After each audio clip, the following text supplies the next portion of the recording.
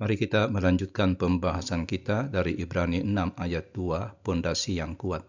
Demikianlah firman Tuhan, yaitu ajaran tentang pelbagai pembaptisan, penumpangan tangan, kebangkitan orang-orang mati dan hukuman kekal.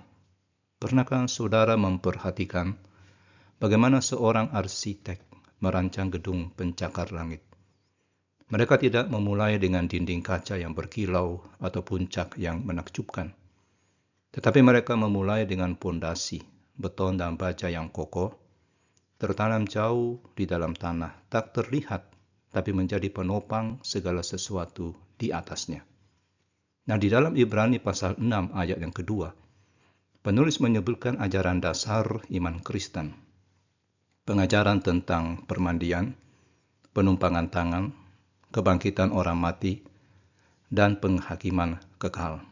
Ini adalah pondasi iman kita, kebenaran fundamental yang menjadi landasan perjalanan rohani kita. Nah, tanpa pemahaman yang kuat tentang hal-hal ini, pertumbuhan rohani kita terancam rapuh dan mudah goyah.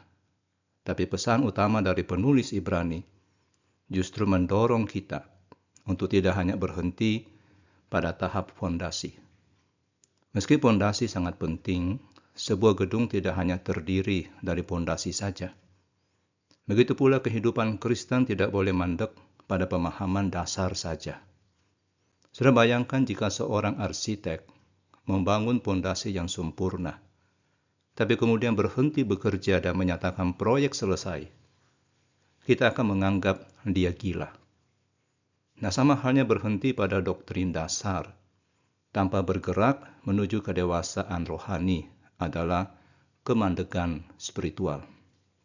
Saudara, Tuhan merindukan kita bertumbuh dalam pengenalan yang lebih dalam akan Kristus sebagai imam besar kita, memahami perjanjian baru yang ditetapkan dan mengalami transformasi nyata dalam karakter kita. Dan ini berarti kita harus terus belajar, bertumbuh, dan menerapkan firman dalam kehidupan sehari-hari. Pondasi bukan tempat untuk menetap.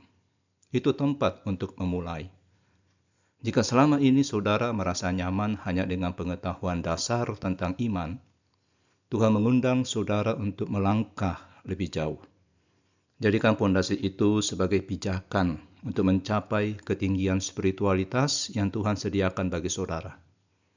Tantangan bagi kita hari ini adalah, apakah iman kita bertumbuh atau hanya berdiam di tempat? Sudahkah kita bergerak dari pengetahuan dasar menuju kedewasaan rohani yang penuh? Mari kita berdoa. Bapa Surgawi, terima kasih untuk kebenaran-kebenaran dasar yang telah Engkau nyatakan. Bantulah kami untuk tidak berhenti pada pondasi saja, tapi bertumbuh menuju kedewasaan rohani yang penuh.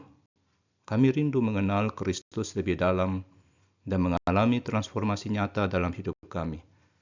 Di dalam nama Tuhan Yesus kami berdoa. Amin.